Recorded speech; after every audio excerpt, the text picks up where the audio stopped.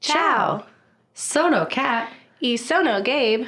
Noi siamo Ghouls next door. Woo! Guys, we're so great at saying 2 words, and there's more than that, but like in any language, we're just doing a really good job. Hello in all the languages so far. Yeah, the only one that was hard for me was Korean. Korean was very hard. Yeah, There's it's just very different. Words. Yeah. Yeah. It's cool though. But cool. If you don't know, that was Italian that we were speaking to you. Yeah, let's give you some context, Yeah. We're just saying, like, you just know. Guys, listener, you just know. What do they know? That we're in love. Oh. Because we're talking about some romance languages, specifically today, Italian. Gotcha. Do you see what I did? That's so great. Oh my God. It took a minute to get there, but we got there, which is important. Like most of my jokes. Yeah.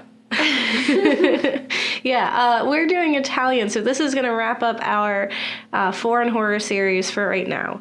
That's not to say that there won't be foreign horror in the future, because there's a lot of countries that are not ours who make horror movies, and albeit very good ones, and don't get enough credit. And we have learned a lot about all the different countries that we've talked about, and we've learned a lot about how what your country has gone through greatly influences the lens in which you look at media.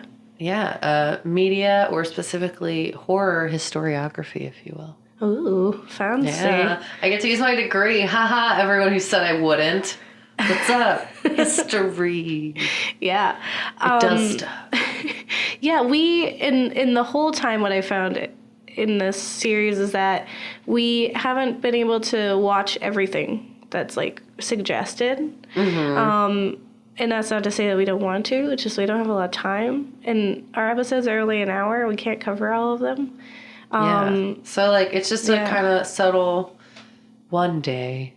And if you feel really strongly about it, tell us. Like, my friend told me that, like, what, you didn't do Chinese horror films? And I was like, tell me about some. Yeah. And they were like, you have to see these. They, like, ruined my sister's, like, emotional state for, like, a whole year. And I was like, what? So, like, yeah, there's other places. There's other places we haven't been. And we're going to go. And maybe if we didn't cover something in, the places we have been, you can go back, Yeah. We are still alive. And what I found about Italian horror specifically is that we have talked about very popular Italian horror films previously in other episodes, because they are really profound in either the genre that they come from, or they have something very unique to them that was worthy of speaking.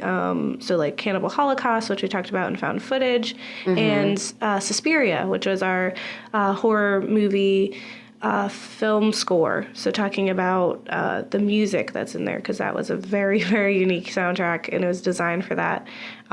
So I'm not going to be surprised if we run into them. If we talk about them again, yeah. Or if we eventually do have to watch Giallo, which we did not. Yeah.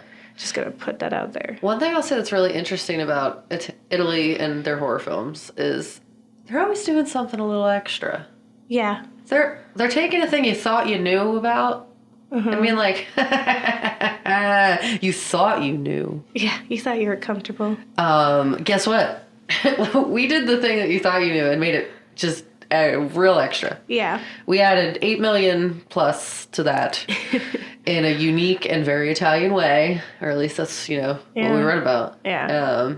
And you thought it was one thing. You thought that thing couldn't be done again. And we did it, but it's different. It's unique, and it's extra. It's more colorful. There's more music, Suspiria was all color and sound. Yes. Like Cannibal, very realistic violence and gore. Or hyper-realistic violence and gore. Yeah, I would say it's like they have an appreciation for all types of media and genres and cultures, and then take those and they're like, I really like this thing. How can we make this Italian? Which has been this whole thing, which is cool. And what we see is that, I guess, to make it Italian, you make it more. Extra. You make it more. You go to the extremes. Yeah. And that's what we got. Yeah. Cool. Thanks for listening. We love you. We tell you facts. All the facts. Your facts. Still facts. About that spooky stuff. Yeah, spooky stuff. Perhaps. Stay Alive. Oh, cool. All right. Well, let's talk about Italy. Yes. As we said we were gonna. So, we pulled from 2 specific places, or 3, we did some research, as we do. Yes. So what we kind of found out is that, the really early emergence of, like, film in general, but especially in reference to Italian horror, it really seemed like it was going to become a promising addition to what we see kind of like in mainstream horror today, when you started to see like some of the really new films in like 1910 to 20s when film existed, you know what I'm saying? Because they really seemed like they were pushing the boundaries of like what special effects could be for that time period, and approaching moral and religious issues in a unique and arguably very Italian way. So it really seemed like they were going to be like doing it. They were going to do the extra stuff from the beginning, and then they just didn't because of a lot of reasons. So, as it happens, similar to some of the other countries we've talked about in this series, we're pulled the plug on creative freedom. And you add fascism in as well, and you sort of get a better understanding of what happened to Italian horror and why it took a different direction than what we saw in France or Japan or Korea in the post-World War II realm.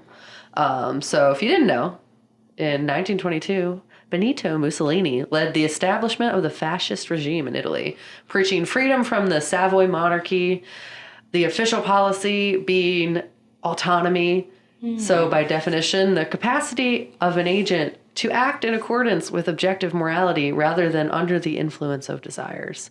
So, as we see in Daenerys Targaryen and Mussolini, we're gonna set these people free from tyranny. By putting them under our tyranny. With blood and violence.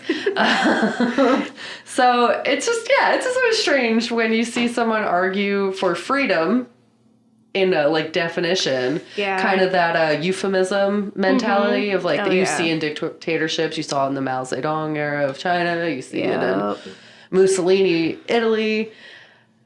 And they just use it as a way to be like, hey, we're going to go do some real authoritative dictatorial murder. What's up? You're going to listen to us or you're not going to have ears. I don't understand. What's the problem? You're free. So what? But free to. You owe us. Free with quotes. So, Freer. But what's really interesting about the Mussolini regime is that it offered heavy support to the film industry to convey that message. It's like freedom, but my freedom. Propaganda. Watch a film about it. So they give them a ton of money. And we see that with the creation of, what's it called? The Cinecittà, said it wrong, I'm sorry, Studios, which is the largest film studio in Europe. Oh. So that's cool. Yeah. But it's at the same time. Oh, no. So Mussolini remarked that cinema is the most powerful weapon that you can have. And he used that weapon to basically be like, hey, listen to me. Create propaganda to push his agenda kind of stuff. Yeah. So you get a lot of film. Yeah. Lots of them. But horror kind of just takes like a back pedal. Like, it's just like, because they don't want horror to be known. Yeah, they didn't give a voice to horror. It's the narrative of horror is kind of gone. Because that's freedom in itself, is you're going to tell stories through horror lens. Yeah, it's honesty, but also, like, creativity. And that's not what you need in your fascist regime. No. You think fascism, you're like, hey, let's throw a lot of, like, colors and creative stuff in there. So that kind of, like, messed that whole thing up. So you see nothing but censorship. Italian films produced in the late 1930s were just basically all propaganda films, and are no longer findable to ghouls like us. So any horror films that existed before then, or like tried to exist and were banned through censorship, like it's very hard to find them. So it's not saying they weren't ever doing a thing, but no one was able to see it. Like kind of like the Korean films that we missed out on. Internationally we lose out on a lot of that. Yeah. So they're no longer findable. It's sad. But post-World War II Italy saw the rise of influential Italian neorealism movements, which we'll talk about a little bit, with the launching of directorial careers of Luciano Visconti, Roberto Rossellini, and Vittorio De Sica. Woo. Hopefully I said this right. But just as it begun, neorealism declined in the late 1950s in favor of lighter films. So we start to see that, like, oh, you can't make a film, but if you make a film, we don't want to watch it because we have a lot going on. Yeah. And we want to focus on lighter things. So you have a really big success of commedia all'Italia genre. So directors like Fellini and, I can't say his name. Michelangelo Antonioni. And actresses like Sophia Loren, Giulietta Messina, Gina Lolo Brigida. Excellent. My bad. Achieved, their international stardom. But you see a lot of comedies. You see a lot of, like, slice of life films in this neorealism period. Yeah. But you don't see a lot of horror. So the horror kind of gets a backpedal, keeps that backpedal. And it does show up here and there. But what's interesting is that a lot of their films were either ignored globally and received a lot of revere at home, or ignored at home and revered globally by horror fanatics like us. Yeah. So you kind of don't really get a middle ground. It's interesting. Yeah. Yeah. But what we do see is a lot of, in our, I guess, the films that we watched, a lot of sexuality and graphic violence as a theme. So arguably commenting on the horrors taking place on the ground during the war and living in a fascist empire, it dove deep in all the extreme ways that, we kind of talked about. It was like bright and loud and graphic. But what's like troubling about it is that a lot of it is graphic violence against women and using women and violence against them as a plot point or just like entertainment value. And it's usually very over the top, kind of making women not seem like people and making them seem like butchered meat. And you kind of see that, and that's not good. But it's problematic, but here we are. Yeah. That's a history of horror all the time. But while neorealism exploded after the war and was incredibly influential at the international level, neorealist films made up only a small percentage of the Italian films produced during this period, as post-war Italian moviegoers preferred escapist comedies starring actors such as Toto and Alberto Sordi. With the realities of war and the corruption both in government and religion, Italians sought films that documented and spoke to everyday life, but in a nicer way. Mm-hmm. Presented it symbolic and allegorical in a way to question what was happening around them, but not going too far, like horror kind of does. Yeah. So you see a lot of, like, I guess melodramatic, like, what is happening in our world, but masked in kind of like lighter things. So you don't, But then, as life goes on, you start to really see the very brief stint of very graphic horror films, which we watched some of. But before that, you kind of see another decrease. So you go up, you go down, you go up, you go down. But an analyzer, I guess, of sorts, Steiny points out how in 1963 there was a significant decrease overall in communal and collective activities in Italy, which is kind of why horror took another back step, because people would generally go to the theater to see a film. But with like the rise of VHS tapes, people didn't really want to go to the theater. They no longer were in awe of watching films that spooked and grossed out them in a small burst of time in a crowded place. Yeah. They wanted to do that in the privacy of their own homes, or not at all. Yeah. But you also saw like a substantial number of Italians no longer going to church and buying televisions. So they wanted to kind of enjoy a more passive and familial use of leisure time. Yeah. Which, I mean, if your life's really stressful and hard, that makes sense. Yeah, and religion definitely influenced most of their films in some way. Either it was against that and against that kind of tyranny, or it was like if you let go of your religion, you're in trouble kind of thing. Mm-hmm. Like moral questions and themes being like masked in there. Yeah. Because you can't make it too overt or it gets taken away. Yeah, exactly. It's not allowed.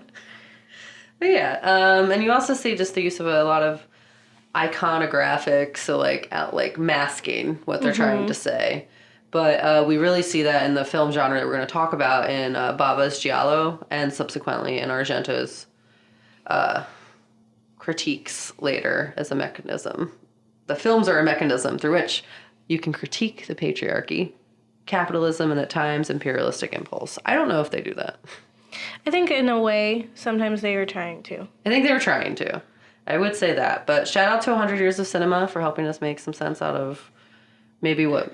I don't know if it made sense to y'all, but it made sense to me a little bit. So thank you to them for kind of like making a video slice of life for us to explain what that's about. Yeah. Yeah. Yeah, I mean, so like Kat said, Italian films had favored popular films of the time. Like, so they were kind of mimicking in a way, but in their way. Right. So prior to the 80s and 90s boom in Hong Kong action movie imports, Italy was well known for its Western films in the 60s. Spaghetti Western. The Spaghetti Western. Bob's Burgers talks about that and it's cute. Or it's also known as sword and sandal epics.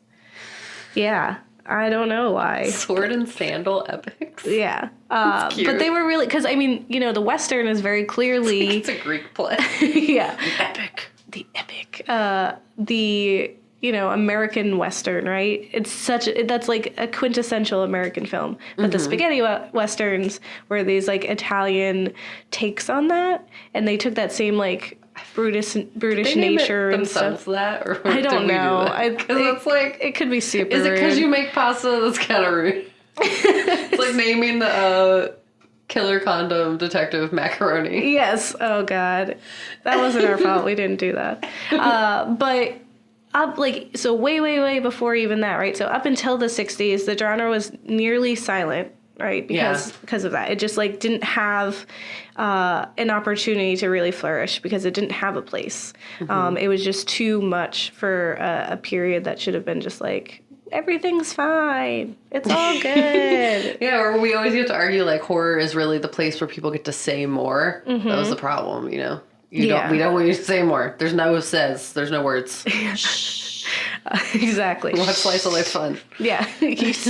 Bicycles are stolen. That's the greatest tragedy we have. That's it. Bicycle thieves. That's so nice here. And it's still fun. Yeah, but I mean, even so before the fascist regime, in the 1900s, they flourished and had, like you said, this opportunity to do that.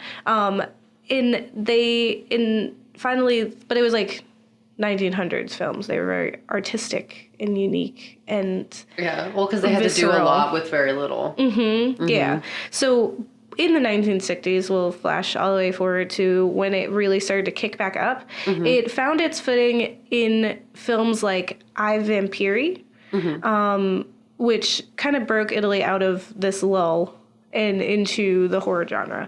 So I, Vampiri is a unique vampire story, but still on the surface is very much influenced by its predecessors and influences of monster vampire films like Dracula or Frankenstein. Yeah. Like it clearly takes influence from that and then did it. So it was like one of their first, like, we really like this film. It works. Let's do it our way. Yeah, let's make it Italian.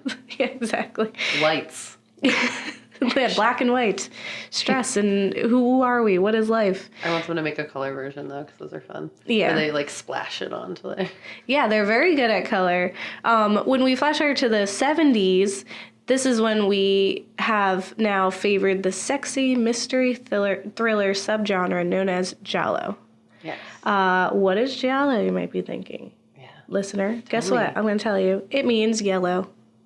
That's it. That's what it is. Cool. It means yellow in Italian, and that's why it's named. So there were these crime novels from the fascist era Italy that had yellow covers, and that was like in the 60s. And then later there were like mystery novels from America that would be translated into Italian, and they also had like the yellow covers. So that was like Giallo. So kind of like how we talked about the Penny Dreadfuls, right? Like that was an opportunity to talk about these weird like werewolves and stuff. This was that, but like with there's a murderer on the loose. So the film, the Giallo films take its inspiration from the books itself. Yeah.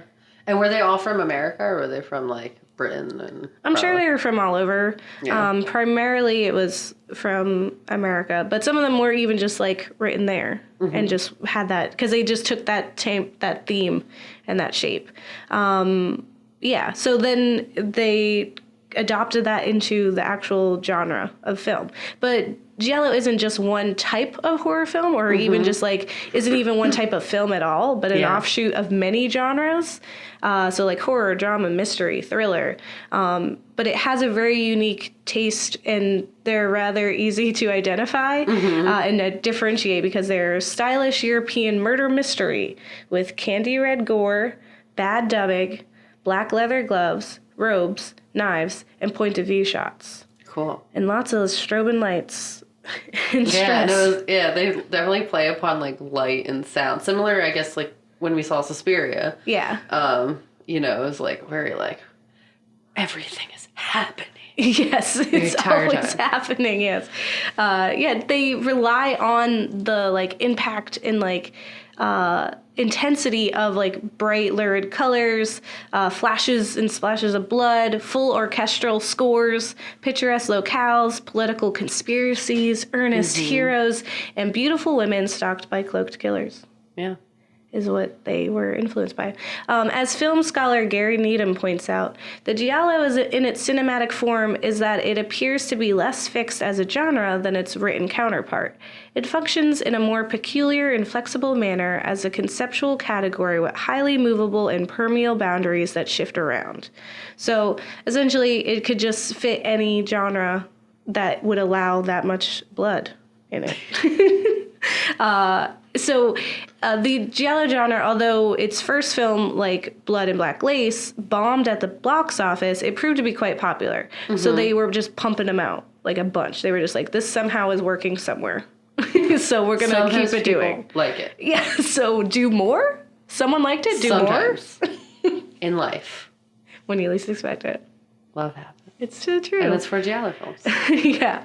And as they were, like, pumping them out, they always had, like, these really strange sounding titles. I think it's just like, your mind is a something and only I have the key. Like, that's the whole title.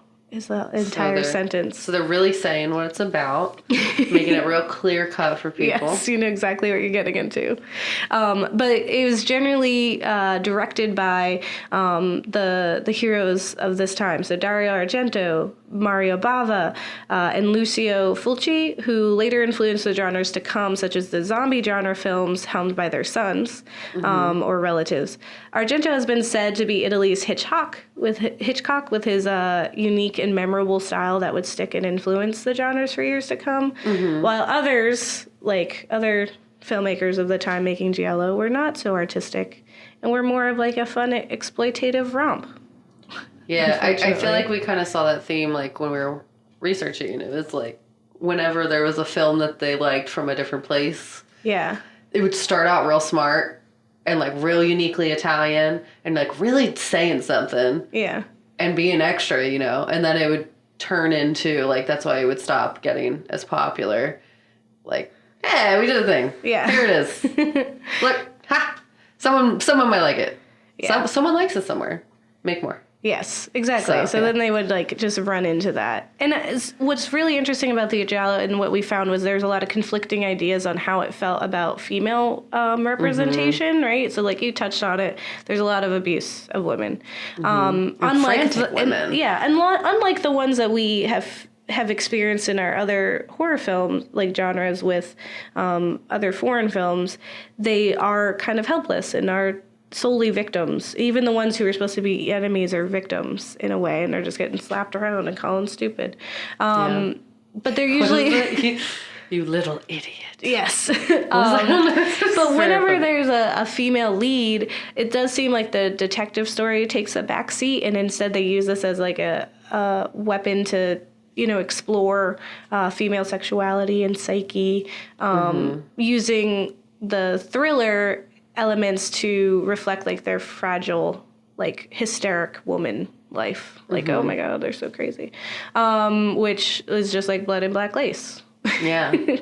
Which just, you know, use the female body for pleasure as like abusive pleasure, and it's kind of scary. Yeah, it was very gory and graphic against women.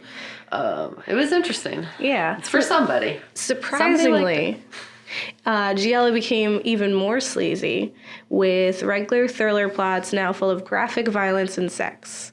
And this was like an attempt for them to hold on to the viewerships that they were losing because it wasn't that interesting anymore. Noel Murray of the AV Club website, which I used for a bit of this information, said this about Giallo. Anyone who dives headfirst into the genre will have to be willing to accept that these shiny-looking mood pieces can be exceptionally grim and misanthropic, treating human bodies, and naked female bodies especially, like meat, ripe for the carving. But for those who can appreciate that cinema can be about base stimulation and still be artfully made, Giallo can be fun. If nothing else, it's worth recognizing the genre's pervasive influence from crafty American thrillers like Dressed to Kill and Halloween to more highbrow Into the Night films like Stanley Kubrick's Eyes Wide Shut. Even the blockbuster The Da Vinci Code is, at its core, a Giallo. Yeah. Which I would agree. Later, the Giallo essentially influenced the films that were more sensational and gore-driven, such as the zombie films of the 80s, like Demon and Zombie 2, which we'll talk about Demon, which were definitely inspired by George A. Romero's work, or even the horrific and exploitative mockumentaries featuring African and Amazonian cultures in a degrading, disgusting way, like Cannibal Holocaust. Yeah. So I guess what I got out of it is that it's problematic, but here we are. yeah, but when in Italy, when in Rome. Yeah, Rome's in Italy. Whoa! Oh my God! When in Rome, I could just said that. Films. Yeah, films. We watch some films. Now let's talk about those films. And all that spooky stuff.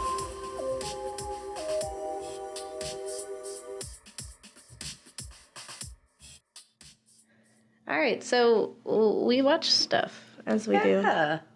I love that we say that every time. Like it's new. Like Is you it? didn't just hear that entire interlude. Remember when we said Italian films takes a thing and just makes it already exists, but we make it really unique and new. That's us every time. Every time. It's just like, you know, we want to be a little extra just for you. It's for you, listener. Yeah, it's great. Yeah, Italy was hard. It was hard because a lot of the information about their influences were kind of pushed around and not like publicized as much. It was very hard to locate because a lot of it was just like Mussolini was here and then it's just a blackout period of like we don't talk about stuff. And horror, it was really hard for horror to thrive.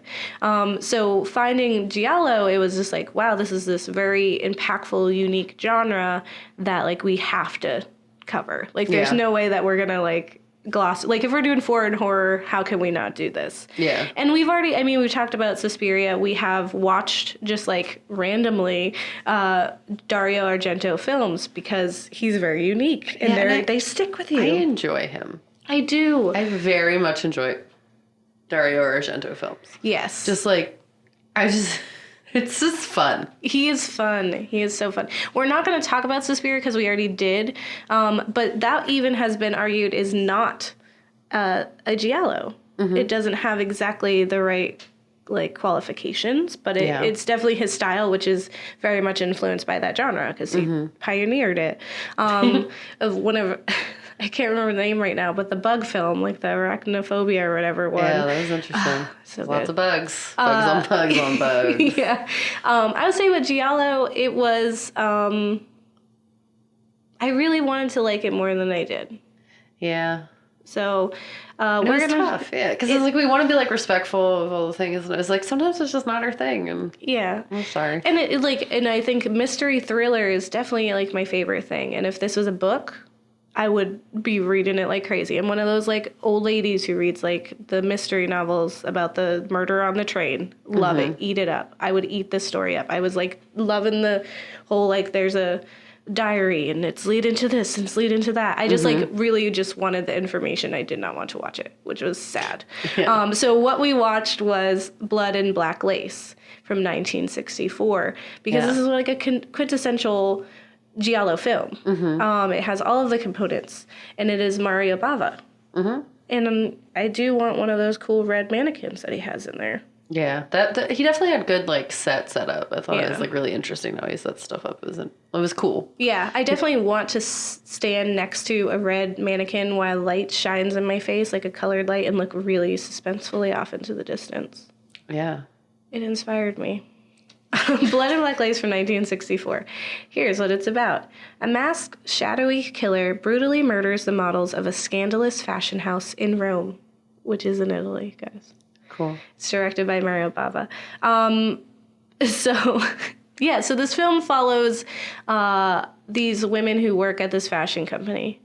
And it reminded me of Suspiria in that it's like this very unique artistic house that is a home to women of a specific art, right? So it's like instead of dancers, they're fashion. It's like the second film we watched for that thing. Yeah, so it's very like art is very important, and I think that's really cool. But this woman gets murdered, and then later it's discovered she had a diary, and everyone wants this diary. 2 women are killed because of this diary, because everyone has secrets, and this girl who died at the beginning knew everyone's secrets. And then it becomes just this, like, snowball effect of, well, I killed this person, now I have to kill this person to keep them quiet. It's like that episode of Black Mirror that was really sad. But it's just like, you just got to keep killing people. And essentially when we were watching, I was like, this is like the little lady who swallowed a fly. And she didn't know why she swallowed the fly, and then she, like, eats a spider, and then she eats a cat, and then she eats a dog until she eats, like, a horse. That's what this film was, but for murders. Yeah, it was really interesting, and it was... I know you loved it, or you didn't love it. You liked it more than me. It, though. You liked it a lot more than I did. And I guess what... I don't know. It was hard for me to follow, and it was... They were murdered so, like, crazy. And it seems like they're also just, like, given subtle moral jabs. Like, to, like, they're in this house, which is already not traditional. And now they are doing these things like drugs or having sex or sex they shouldn't be having, you know, with whatever man or whatever, you know. And there's drugs and abortions and, like, money and... secrets and causing all the murder. And, I mean, it was intriguing, I guess, but it was also just like, what's wrong with the fact she's staying with that guy from my 2019 lens? Yes. Yeah. This movie's from the 60s. Yeah, there's definitely like an entire plot where a girl, she took the book, the diary, because there's it's written in there about her abortion. Yeah. And I'm like, well, it's happened a long time ago. I don't feel like the police would say anything. Like, it was kind of crazy to me that she was, like, burning this book because of that. But given the time, 100%. Yeah, I mean, you think back to, like, not Grease. I'm saying the wrong film. What is it called? Dirty Dancing. Yes. Penny's in Trouble. Was that who it was? Yes. Yeah. So, like... how it had to be like back alley. It's kind of Real Handmaid's Tale right in there. You know, but yeah, that kind of like stress around the moral aspect of it and just like the social aspect of it from that time period was interesting. Yeah, and it was definitely very prevalent in there. What I really enjoyed, so there's this like switch up where all the men are in jail because they're under suspicion. And so then a murder happens, and so they're all released. Well, the murder that happens is drastically different from the rest of the murders we saw because they were very violent and aggressive and just bloody and gory and just crazy. Like, one woman, her face is just smushed onto this, like, this thing that's, like, really hot, so it, like, burns her face off. And then versus the murder that happens there, which is, like, she just gets a pillow on her face, she's like and it's a struggle. smothered. Yeah. And then it turns out, spoilers, again, this film was from 1964, so you've had time. Spoilers that there's the woman who runs the house is helping her partner, who is the murderer this whole time. Husband. Yeah.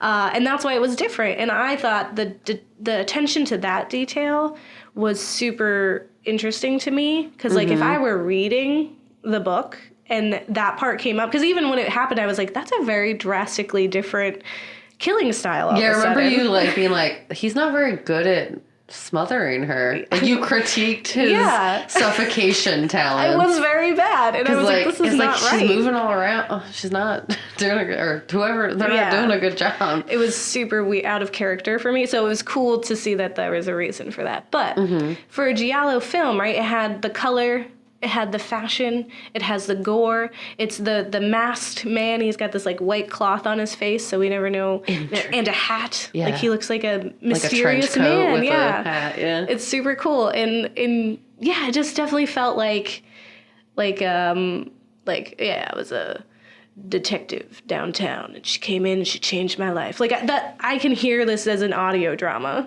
instead of watching it. And it was interesting to me because it definitely seemed like the Giallo, like, had the detective as, like, the front seat. Yeah. And I think that's why it was, like, weird for me, because that's what I was expecting. And then it really was the story of the murders and the women. Yeah. And then the detective happened to already also be there. And there was a point where when he gets, like, a resolve. He's just like, the movie's over. Yeah, absolutely. There was a time where it looked like that was going to happen, and I got really excited because he's like, hey, if she was murdered at this time in the AM, and this is how long it takes you to get from point A to point B, and blah, blah, blah. And he eventually was just like, so as a resolution, what I've come up with is that none of you can be exempt. None of you have an alibi, so I'm going to lock you all up. And that was his thing. Like, he didn't have, like, an actual... He wasn't like, I figured it out. It was just like, anything. It could be anyone. It could be anyone. Yeah. And it was kind of like... It kind of let me down. But with what made Giallo films popular is this very unique style in taking, like, these, like, stressful and exciting, lurid mystery tales and bringing them to life with all this color and with this action and with this drama is exactly what was needed for the time. But it also has dub, which is very important because unlike our other films, the dub didn't feel like as important or as impactful to the film as these ones did. Like, they're very known for having oddly weird, bad dub. Yeah. And a fun fact is that most of the male characters were dubbed by Paul Frees for the American release of the film. So we're getting one male voice that just is doing different. And that I was wondering, I was like, why can't I tell the difference from any of these men? they all look different. You did comment on that, which is funny. So that is a really fun fact. Yeah. But yeah, it has a lot of really cool things in there. But it's crazy. It's definitely its whole thing. But that's the Giallo is what influenced the later realm of gory films that were also very popular in Italy, which is what inspired us to watch Demons or Demoni. I think. I don't know. I think it was Demons. I saw one time where there was an eye. Oh, maybe. Or maybe not. I don't know.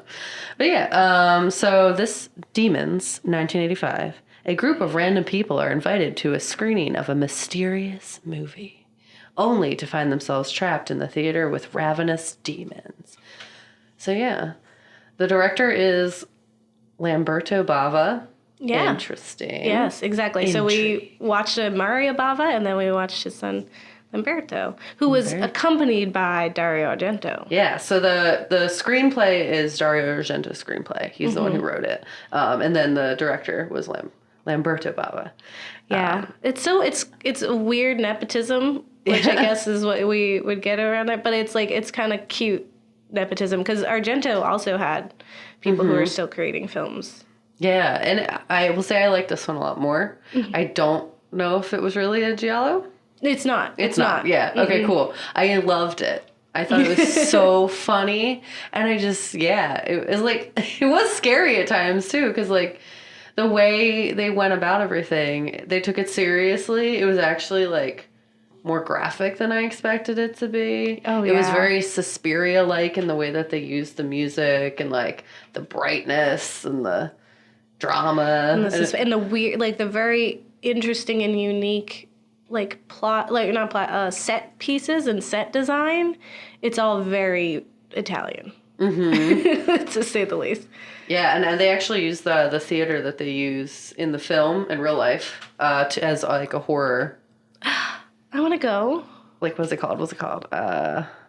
Horror conventions. They Oh host my several gosh, horror conventions. let's go. But it's in Berlin. Someone actually. invite us.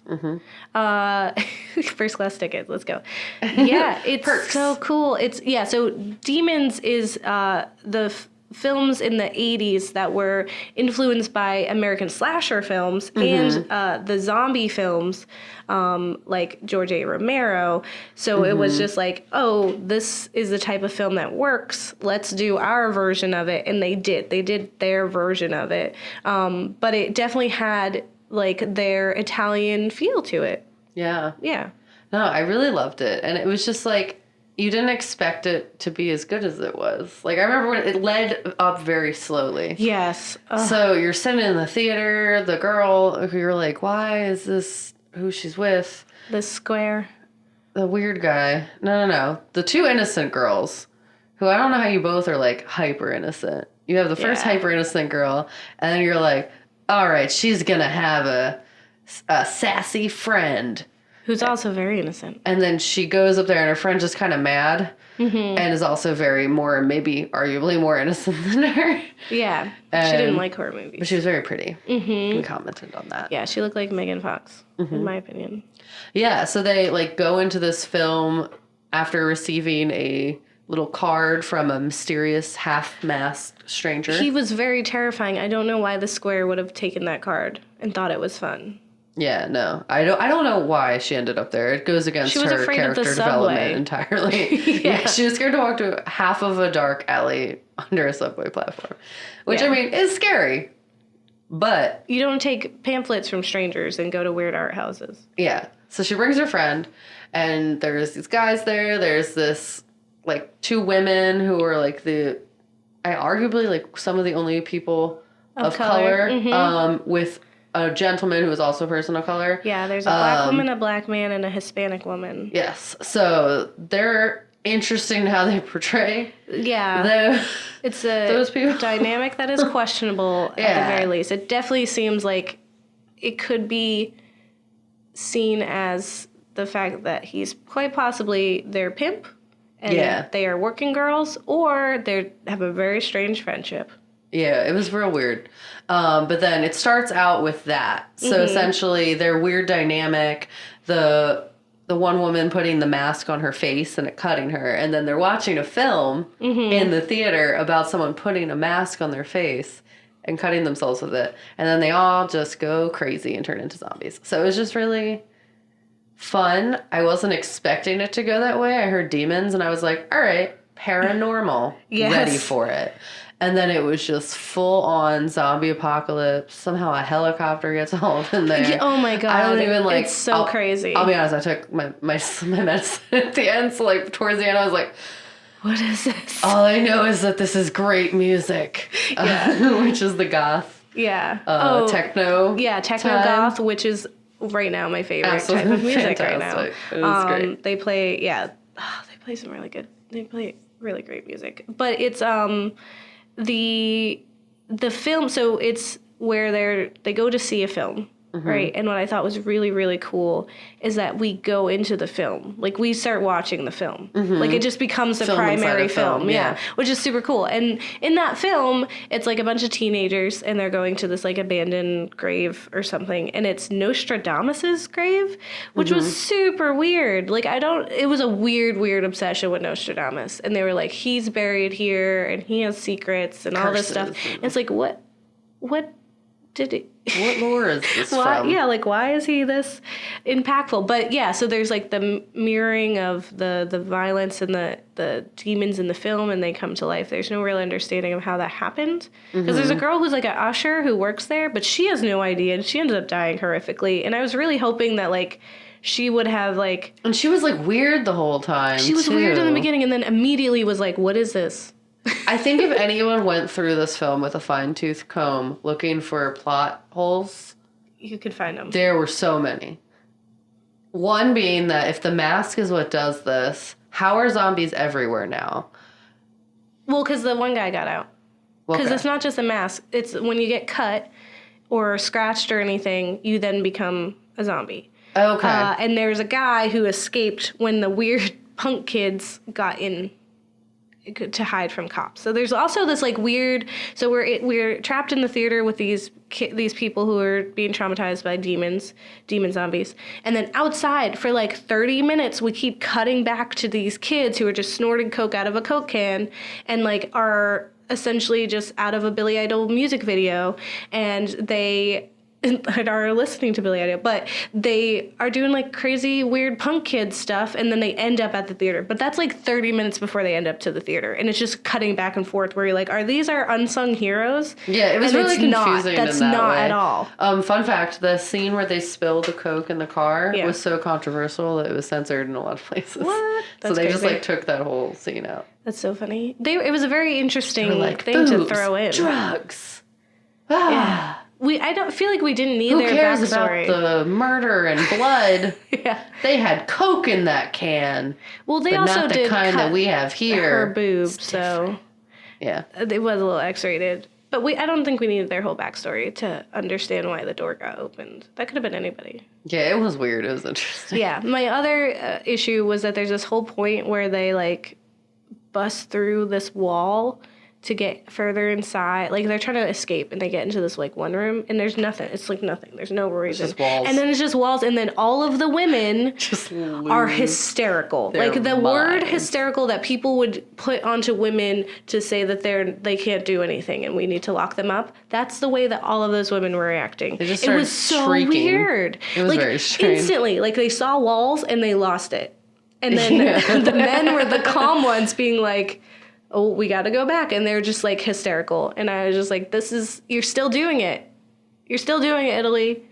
Yeah, it was stronger weird. women, please. But I did really enjoy the film. I will say that. It was funny as anything. I don't think it was maybe intended to be funny. But I mean, there were parts where I felt scared. Like when the first transformations are happening, they did a really good job with really like gross. The gore and like the way that they transformed. Like it didn't look as hokey as I expected it to. Like when the teeth were falling out, I was it was so bad. Why? I was like had my face in my shirt and was screaming. So that was good. They did a good job. Yeah, they had very good gore, and it was an interesting story that I enjoyed. Yeah. Yeah, feelings. Yeah, I said feelings. Let's talk about feelings. Okay. And all that spooky stuff. I love spooky stuff.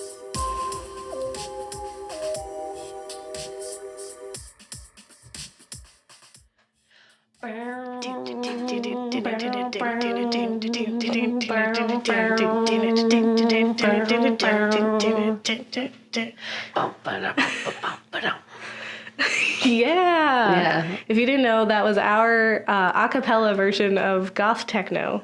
So, fun fact, if you type into YouTube, goth techno, demons, Dario Argento, and scroll to the Demons trailer, Dario Argento, you will hear the real version of that, and it is fun. It's really great. It really put the whole film into focus. Yeah, I was just like, I don't even care what we watched. I love this film. Mm-hmm. I was like, immediately, every time the music happened, I was like, why is the music gone? You said it too. You're like, aw. Yeah, because the music really added. Like, I want it back. Why is it quiet now? Yes, every time it left for like conversation or something, I was honestly sad. Because it really, really put it into it. It was just like, it like pumped you up. Like nothing else was happening. You're just walking, but you were like, dun, dun, dun, dun, dun, dun, dun, dun. Yeah. Like, I'm ready for whatever's happening here. Yeah. So yeah, goth techno for it. And 100%. Super Argento. Like, he is Goblin for a lot of his films, not just Suspiria. But he understood the importance of having like the music in there. Right? Yeah. He's so beautiful. cool. That was really cool. That was fun. So yeah. All right, so if you like it, it's dun, dun, dun, dun, dun, dun, dun, Dun, dun, dun, dun, dun, dun, dun, dun, dun, dun. and if you don't like it, it's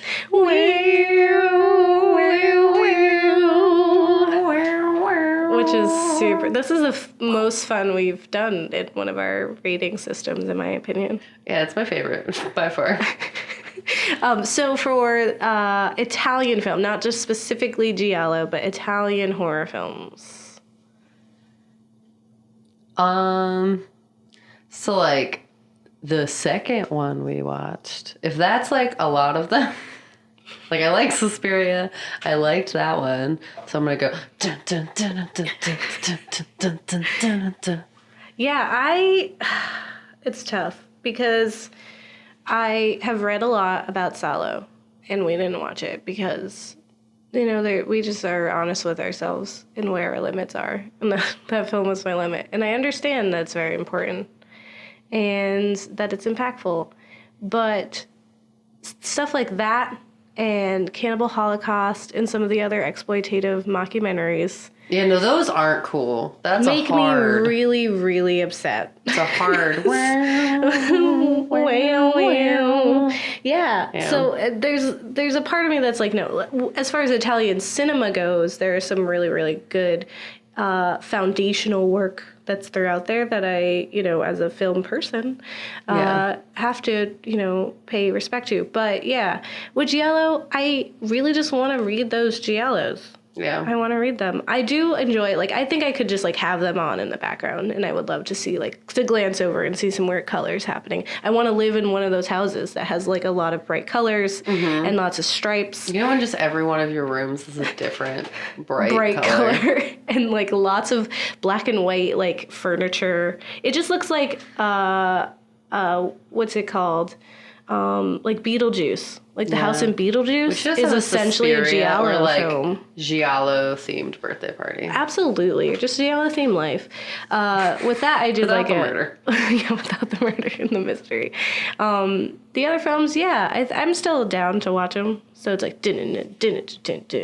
but yeah, I'm glad we did.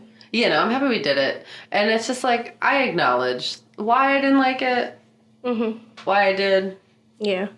It's there. Yeah. And, respect for it. Yeah. It's just maybe not going to always be my thing.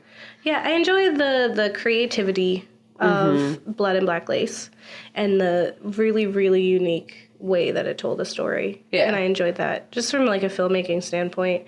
But also just, as a person who loves thrillers, I do wish there was more. And I wish there were more recent films that were made in the Giallo, frame of mind. If you have a suggestion for a film that's more recent, so it'd have, a little more things that I can get down with, the representation of women have improved, let me know, because I do want to watch them. Yeah. It's just, an interesting and I think very uniquely Italian thing that it would be cool to see it done in a more modern lens, just because then maybe we would understand it a little bit more. I feel like when you're looking back, it's always a little hard to fully get why. Yeah. And I saw, it does seem like they kind of, so the 60s with Giallo, their 80s with their slasher, and then even a little into the 90s. But I haven't seen a lot of Italian horror that is doing that has its own unique thing, and it's doing it now. But I also was looking in the past, so it could be there and I just don't know. But if any suggestions are welcome. Yeah, send us a message, ghoulsnextdoor.com. Yep, or the ghoulsnextdoor@gmail.com, and all the social medias. But say words to us. Yeah, this has been our foreign horror episode. The whole series now. We've done 4. If you haven't heard, we've done Japanese, French, and Korean, as well as this one. So if you haven't heard those, check them out. And then definitely let us know if you have any suggestions or what your thoughts were, if you enjoyed any of these specifically. We love hearing about it. And then if there's things you want us to do in the future. Yeah, absolutely. We got another really cool series coming up for you that I'm very excited about. And I'm not going to tell you about it. It's going to be a surprise. Okay. Well, but they don't know. Like a twist, like a Giallo Thriller? It is a thriller. It's going to thrill you all. Beautiful. You're going to be so excited. But in the meantime, remember, don't get married. They'll eat your kids. Yeah. Yeah. Or they'll grow up and do something scandalous, like have sex, and then you have to murder them. Yeah. That sounds like what they do. And the little... Our kids. The little old killer who killed the girl. I don't know why he killed the girl. But he did. So he killed another girl to hide that girl. Okay. Dun, dun, dun, dun, dun, dun, dun, dun.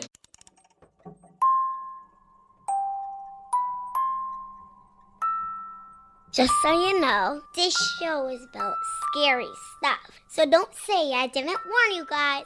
And remember, don't be scared. Murderous Minors brings true tales of children who have killed. Premeditated murders, accidental killings and deaths, from toddlers to 18-year-old killers, no one is too young to take a life. Join me, War Baby, as I try to tell these stories of the young who've killed, the lives they took, and even the ones who've been left behind. Why do children kill? What do we do with young killers? And do they kill again? Until next time, don't be scared.